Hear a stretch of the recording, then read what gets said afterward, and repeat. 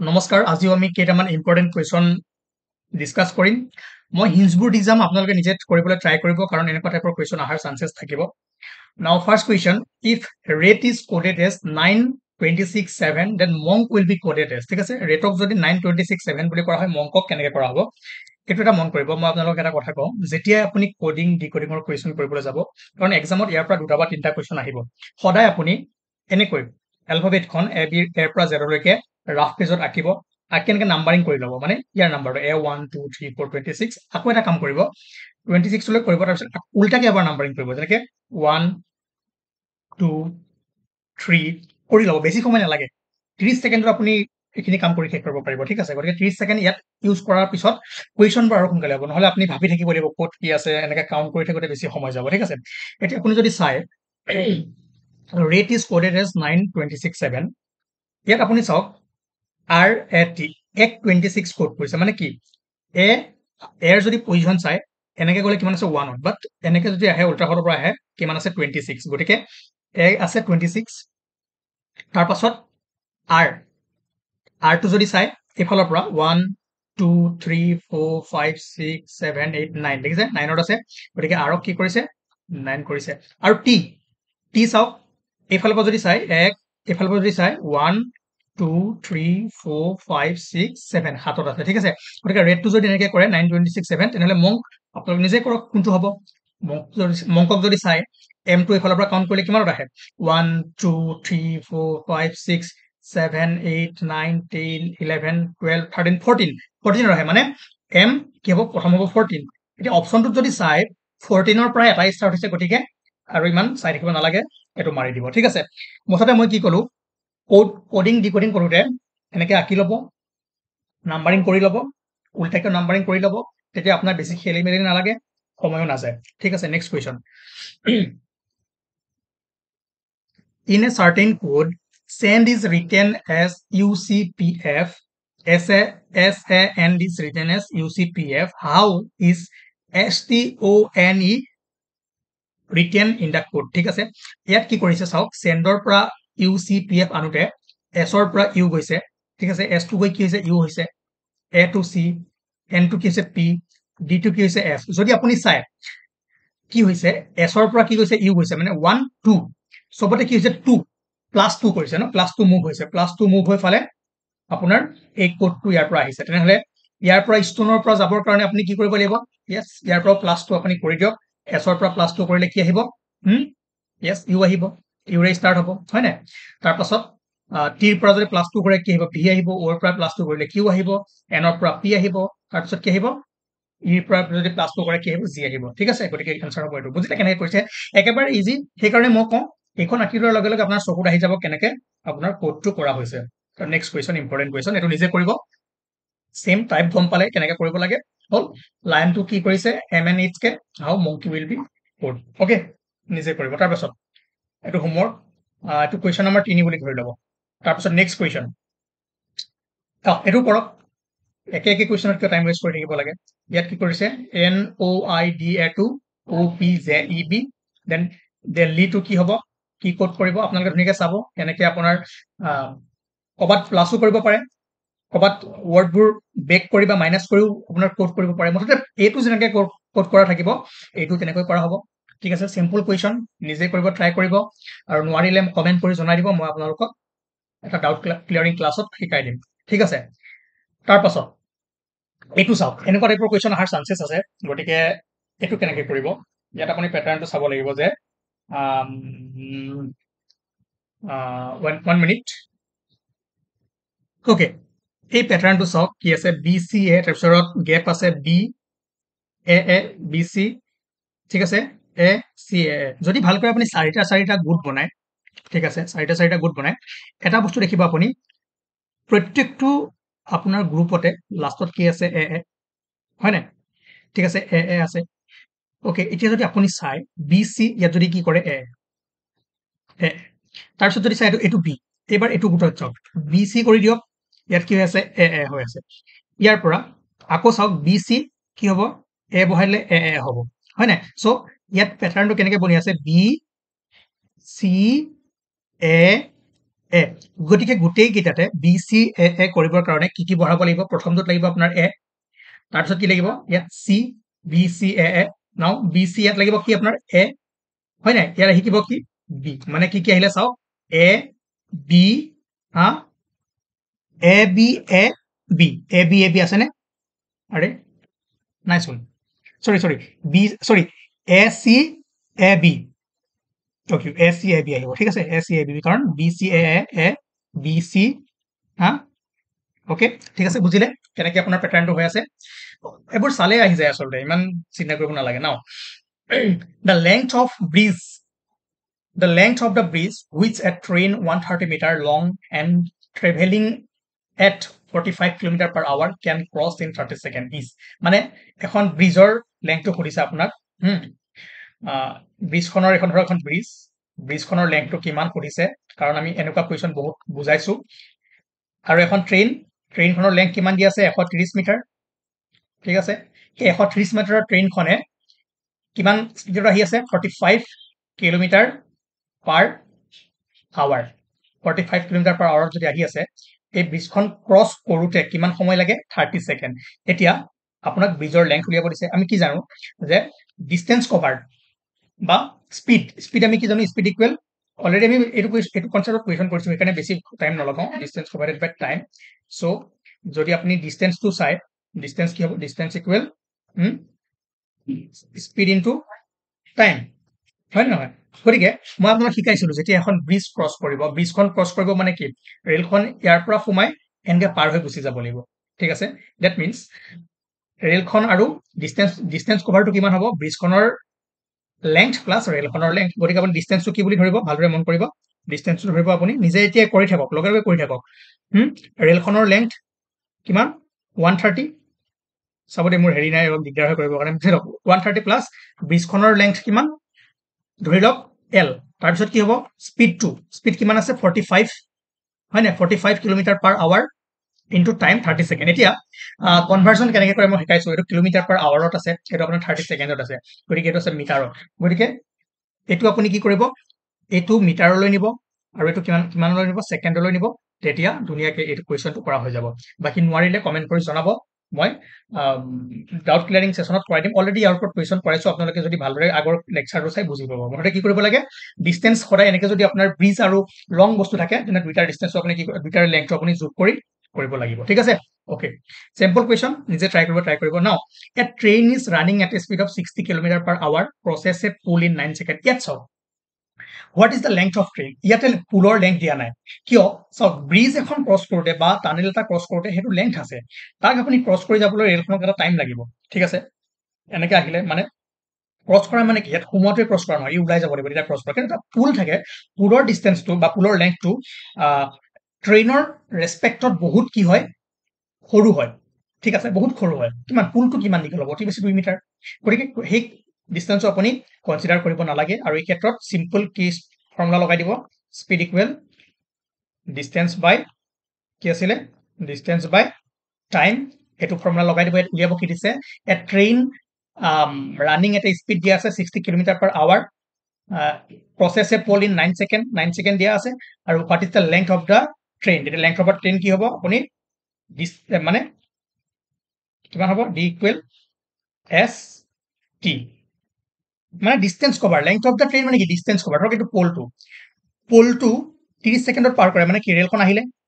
আহি এখন ধৰক ৰেল পাৰ কৰিলে মানে কি সি ওলাই যাব লাগিব ন ৰেলখন এখিনি পাব লাগিব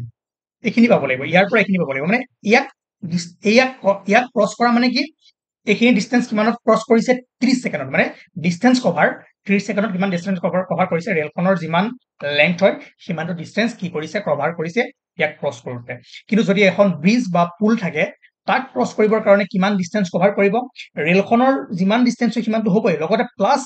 ব্ৰিজ বা পুলখনৰ লেংথ কাৰণ ব্ৰিজ বা পুলখন লেংথ কৰিবৰ কাৰণে ৰেলখন ইয়াত সোমাই কি ওলাই যাব লাগিব তেতিয়া তাক আমি ক্ৰছ কৰা বুলি কম ঠিক আছে গতিকে যেহেতু ইয়াৰ ওপৰত আমি বিতংকৈ পঢ়িছো তাত যদি আপোনালোকে ভিডিওটো চাইছে তেনেহলে এইকেইটা কোৱেশ্চন ধুনীয়াকৈ কৰিব পাৰিব ওকে এটো অলপ পিছত কৰি আছো এইটো এইটো আমি কৰিছো the angle between the minute hand and the hour hand of a clock when time is 4:20 তাত এটাই ফৰ্মুলা আছিলে মই শিকাইছিলো বাৰংবাৰ এইটো কৈ আছিলো যে বেলেগ ইউজ কৰিব নালাগে যিমানে টাইম নহওক এটাই সময় আহিব কি আপোনাৰ এটা ফৰ্মুলা আছে ন 11/2 মিনিট মাইনাছ 30 কি আছিলে আৱাৰ এই ফৰ্মুলাটো য'ত লগাব এই ফৰ্মুলাটো লগালে আপোনালোকৰ যদি কি দিছে যে সময় দিছে 4:20 এটা ঘড়ীত কিমান হৈছে 4:20 হৈছে তেনেহলে মিনিট আৰু ঘণ্টাৰ কাটাডালৰ মাজৰ কি সুধিছে ডিগ্ৰীটো সুধিছে তেতিয়া মই কি কৈছিলো থিতাটো কেনেকৈ উলিয়াব সদায় যেটো মিনিটৰ ৰিডিংটো ক'ত আনিব 11/2 ৰ এমত আনিব আৰু আৱাৰৰ ৰিডিংটো ক'ত নিব ইয়েস ইয়াত নিব ক্যালকুলেশন কৰি যেটো ৰিজাল্ট পাই সেইটো হ'ব মাইনাসত আহিলে যেটো মোডডাল আমি দিয়া আছে মাইনাসত আহিলে এটো প্লাস কৰি ল'ব অলৰেডি কৰাইছো গতিকে আপোনালোকে নিজে কৰিব পাৰিব নাও সেম ইয়াত কি কৈছে টাইম হৈছে at 3:40 the hour hand and the minute end of a clock from an angle of যে যদি সময় 3:40 হয় তেনেহলে এই মিনিট হ্যান্ড আৰু কি হ'ব আৱাৰ এন্ডলৰ মাজৰ এংগল কিমান হ'ব সেম ফৰ্মুলা লগাব কি আছিল 11/2 মিনিট মাইনাস 38 h অৰ ঠাইত আৱাৰ ৰিডিং m অৰ ঠাইত কি হ'ব মিনিটৰ ৰিডিং ওকে যিসকলে আগৰ ক্লাসটো কৰিছে তেওঁলোকে নিশ্চয় কৰিব পাৰিব আৰু যিসকলে কৰা নাই ধুনীয়াকৈ কৰক আৰু কিবা যদি এইকেইটা কুৱেশ্যনত ডাউট ওলাই কমেন্ট কৰি জনাব মই ক্লিয়াৰ কৰি দিম কিন্তু বহুত বেছি ইম্পৰ্টেন্ট নিজে ট্ৰাই কৰিব এটা সিম্পল কুৱেশ্যন হিচাপে কৰিব এনেকুৱা কুৱেশ্যন আপুনি দেখিব পাৰে now how many times are hands of a clock at right angle in a day এটা দিনত কি আছে 24 ঘণ্টা ঠিক আছে 24 ঘণ্টাত কি সুধিছে যে এই মিনিট এন্ডাল আৰু আৱাৰ এন্ডালে 90 ডিগ্ৰী কিমান বাৰ কৰিব সক 90 ডিগ্ৰী হ'বলৈ কি হ'ব লাগিব হয় না 90 ডিগ্ৰী কিমান টাইমত হয় আপোনাৰ 9টাত হয় বা 9:30 ত হয় বা 3টাত হয় না তো 90 ডিগ্ৰী কিমান বাৰ হ'ব হেতু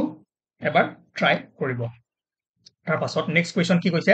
দা angle between the minute hand and hour hand okay same question just মই প্ৰেক্টিছৰ কাৰণে আপোনালোকক দিছো এবাৰ 8:30 কৈছে 8:30 হলে সিহঁতৰ মাজৰ কি হ'ব এংগলটো কিমান হ'ব ঠিক আছে সো প্ৰেক্টিছ কোৱেশ্চন এবোৰ কৰিব নাও এনেকুৱা এটা কোৱেশ্চন আহিব পাৰে আপোনাৰ আহিব পাৰে না আহিবই আপোনাৰ গেইন লছৰ পৰা ঠিক আছে কষ্ট এনালাইসিসৰ পৰা প্ৰফিট লছৰ পৰা এটা কোৱেশ্চন আহিব প্ৰথমে কোৱেশ্চনটো চাই লওক কোৱেশ্চনটো কি কৈছে আলফাৰ্ড বাইজ an old car rupees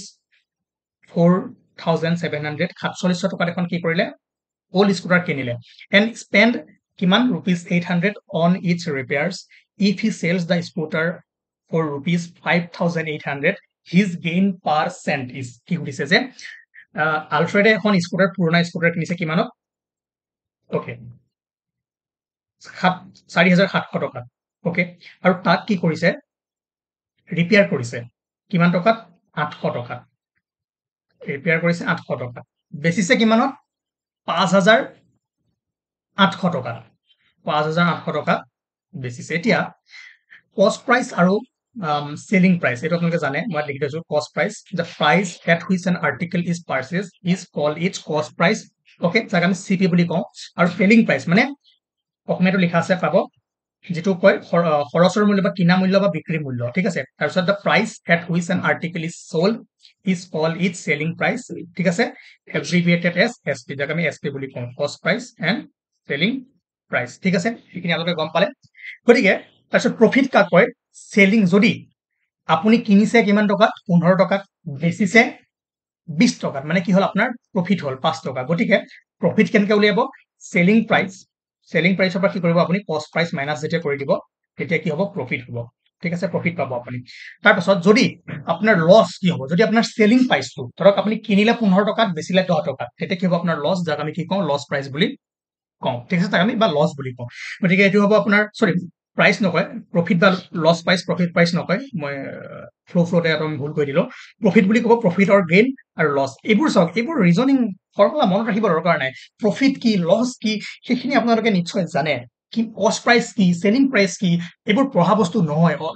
day to day লাইফত আপুনি ইয়াৰ লগত ডিল কৰি থাকে ঠিক আছে সো যদি আপুনি ফৰ্মুলা হিচাপে যায় তেতিয়া কি হ'ব সব বস্তু আপোনাৰ টাফ লাগিব যদি ডে টু ডে লাইফত আপুনি এইবোৰ ৰিলেট কৰি পঢ়ে ইমান টাফ নালাগে ন আপোনালোকে কি জানে গেইন কেতিয়া হ'ব সেলিং প্ৰাইস মাইনাস যেতিয়া কষ্ট প্ৰাইস কৰিব তেতিয়া কি হ'ব এটো গেইন হ'ব অলৰেডি কলো লস কি হ'ব কষ্ট প্ৰাইস মাইনাস সেলিং প্ৰাইস মানে কষ্ট বেছি লস কেতিয়া হ'ব যেতিয়া আপুনি কিনিছে বেছি কম বেচিছে কমত তেতিয়া হ'ব কি হ'ব কষ্ট প্ৰাইস মাইনাস সেলিং প্ৰাইস মই কৈছো ফৰ্মুলাত নাযাব এইবিলাক বস্তু কিয় যাব লাগে আপোনালোকে জানে নাও এতিয়া loss or gain is always recommend on cost price এতিয়া লছ হ'ব নে প্ৰফিট হ'ব সেইটো আপুনি কাৰ ওপৰত বেছ কৰি কৰিব সেইটো কৰিব আপুনি কাৰ ওপৰত কষ্ট প্ৰাইচৰ ওপৰত কিমান টকাত কিনিছে সেইটোৰ ওপৰত আপুনি বেছ কৰি লছ অৰ গেইনটো উলিয়াব ন এতিয়া আপোনাক যদি কেতিয়াবা গেইন পাৰ্চেণ্টেজ উলিয়াব দিয়ে আমাক এই কুৱেশ্যনটোত কৈছে কি উলিয়াব দিছে his gain percent already percent পঢ়াইছো নে নাই পঢ়োৱা ন বাৰু ঠিক আছে পঢ়ালে আপোনালোকৰ ক্লিয়াৰ হৈ যাব কিমান পাৰ্চেণ্ট সি লাভ কৰিছে সেইটো কৰিছে কিমান টকা লাভ কৰিছে সোধা নাই এতিয়া কিমান টকা লাভ হৈছে সেইটো যদি আপুনি গম পায় দেন কিমান পাৰ্চেণ্ট লাভ হৈছে সেইটোতো গম পাই যাব হয় নে নহয় কিমান টকা যদি সি কিমান টকা লাভ হৈছে সেইটো ওলাই যায় কিমান পাৰ্চেণ্ট লাভ হৈছে সেইটো ওলাওঁতে ইজি গতিকে এইবোৰ নিজে কৰিব পাৰিবা তথাপিও কি হৈছে